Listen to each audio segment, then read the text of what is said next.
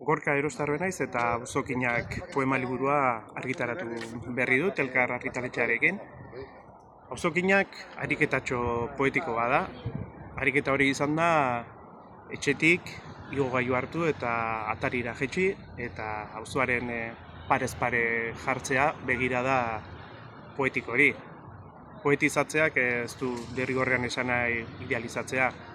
Hemen gurutzatzen dira, bai iturriak, frontoi hutsak, farmaziak, hilerriak, baina baita auzoko jende eta auzokideak ere, eta noski, beraien ezinak, minak, arrakalak eta gainerako zenbait eta zenbait bizipen. Azken finean, auzoaren minak, gure minak dira munduaren minak, eta hori izan da ahalegin handiena.